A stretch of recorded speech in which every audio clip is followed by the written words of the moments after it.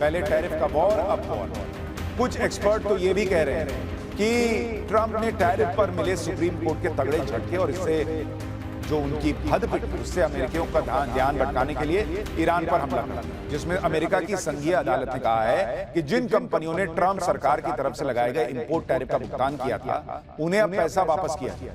इसलिए सवाल उठ रहा है कि क्या ट्रंप ने पैसा लौटाए जाने के पछड़े से बचने के लिए यह युद्ध वाला पैंतरा चला। ट्रंप ने अपनी सनक और हानक दोनों के चलते दुनिया को एक गहरी अस्थिरता की तरफ धकेल दिया। पहले टैरिफ का वॉर, अब वॉर। कुछ एक्सपर्ट तो ये भी कह रहे हैं कि ट्रंप ने टैरिफ पर मिले सुप्रीम कोर्ट के तगड़े झटके और इससे जो उनकी हद पिटी उससे अमेरिकियों का ध्यान भटकाने के लिए ईरान पर हमला कर दिया, जिसमें अमेरिका की संघीय अदालत ने कहा है कि जिन कंपनियों ने ट्रंप सरकार की तरफ से लगाए गए इंपोर्ट टैरिफ का भुगतान किया था उन्हें अब पैसा वापस किया जाए। इसलिए सवाल उठ रहा है कि क्या ट्रंप ने पैसा लौटाए जाने के पछड़े से बचने के लिए यह युद्ध वाला पैंतरा चला।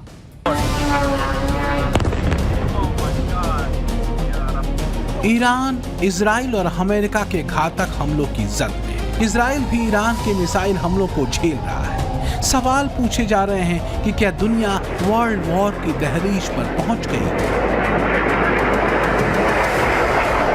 इस बीच ईरान ने साफ किया है कि वो अपने पड़ोसी देशों पर हमला नहीं करेगा। ईरानी राष्ट्रपति मसूद पेजेशिकियान ने पड़ोसी देशों पर किए गए हमलों के लिए माफी भी मांगी है।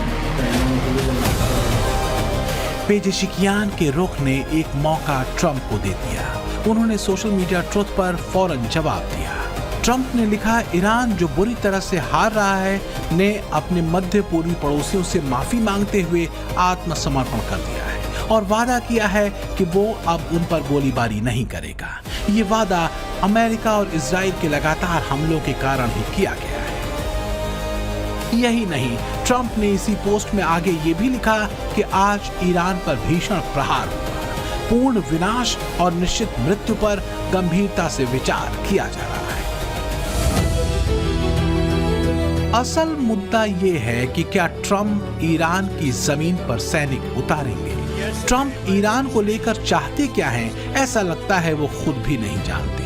ईरान के supreme leader Ayatollah Ali Khamenei की मौत के बाद उनके बेटे मुज्तबा खामेनेई को ईरान के सुप्रीम लीडर पद का प्रमुख दावेदार माना जा रहा है, लेकिन ट्रंप को यह पसंद नहीं। ट्रंप कह रहे हैं कि ईरान का लीडर वही बनेगा जो उन्हें स्वीकार्य होगा।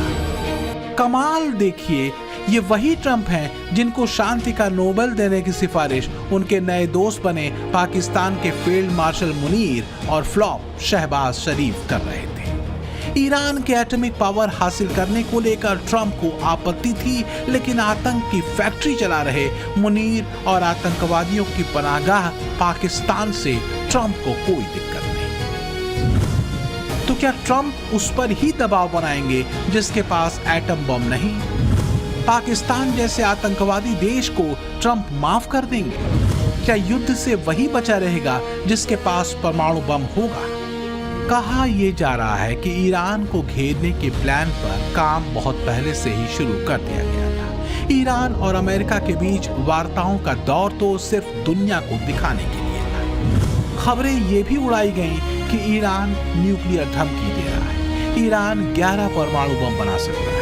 उसके पास 400 किलोग्राम से ज्यादा 60% शुद्धता वाला न्यूक्लियर मटेरियल है। ईरान अमेरिका को एटॉमिक धमकी दे रहा है। ईरान अपनी पूरी क्षमता के साथ अमेरिकी सैन्य ठिकानों पर प्रहार कर रहा है। ये प्रहार मारक है। बीते 7 दिनों में ईरान ने अमेरिका के आधा दर्जन से ज्यादा एयरबेसेस को निशाना बनाया है, जिसमें बहरीन, कुवैत, कतर, सऊदी अरब, यूएई, इराक, तुर्की सहित कई मिडिल ईस्ट के ठिकाने। ईरानी ड्रोन ने अमेरिकी दूतावासों को भी निशाने पर लिया है। सवाल ये उठ रहे हैं कि ईरान इतने सटीक हमले कैसे कर रहा है? उसे अमेरिका के संवेदनशील ठिकानों की लोकेशन कैसे मिली? द वॉशिंगटन पोस्ट और न्यूयॉर्क टाइम्स की ये खबरें क्या कोई रणनीतिक इशारा कर रही हैं? द वॉशिंगटन पोस्ट की एक रिपोर्ट में दावा किया गया है कि युद्ध शुरू होने के बाद से ईरान को अमेरिकी युद्धपोतों और विमानों की स्थिति सहित अमेरिकी बेसिस की जानकारी रूस मुहैया करा रहा है। तो क्या जानबूझकर रूस का नाम इस युद्ध में खींचा जा रहा है या सच में खबर में कोई दम है? आखिर क्यों बार बार अमेरिका को यह कहना पड़ रहा है कि उसके पास हथियारों की कोई कमी नहीं? लेकिन शुरू में ही कई बड़े झटके ईरान ने ट्रंप को दे दिए। ईरान के हमलों में मुख्य निशाना सैटेलाइट कम्युनिकेशन टर्मिनल और रडार डोम को बनाया गया है, जिन्हें खाड़ी देशों में अमेरिकी सेना के कमांड एंड कंट्रोल नेटवर्क की रीढ़ माना जाता है। ट्रंप चाहे जितनी शेखी बघार ले, लेकिन सच यही है कि ईरानी हमलों ने सवाल अमेरिका की सैन्य रणनीति पर भी उठाए, क्योंकि ईरान शाहेद ड्रोन से अमेरिकी बेसिस पर हमला कर रहा है। शाहेद ड्रोन की कीमत 20 से $50,000 है। ईरान हर दिन करीब 500 शाहेद ड्रोन बनाता है। ईरान के पास इस वक्त 80,000 शाहेद ड्रोन मौजूद है।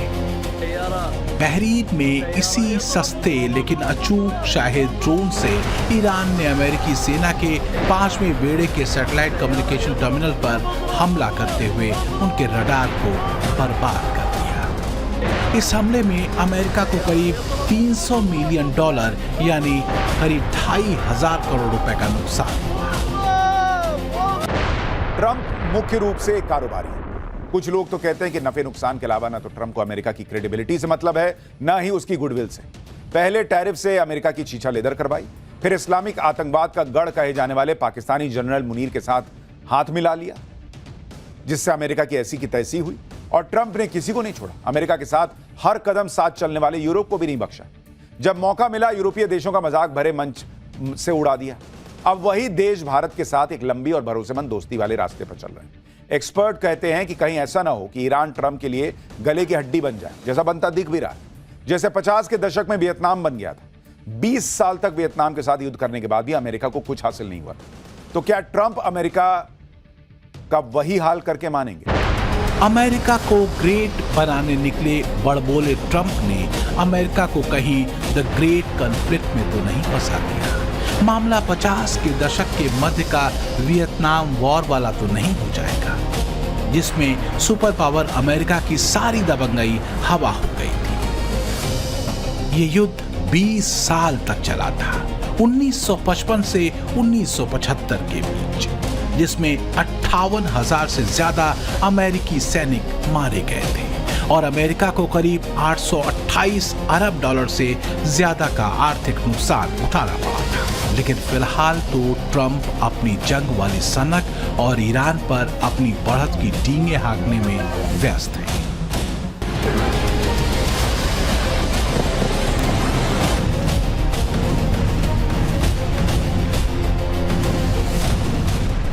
ट्रंप का शांति राग अब दुनिया को घोर अशांति के दौर में धकेल चुका है।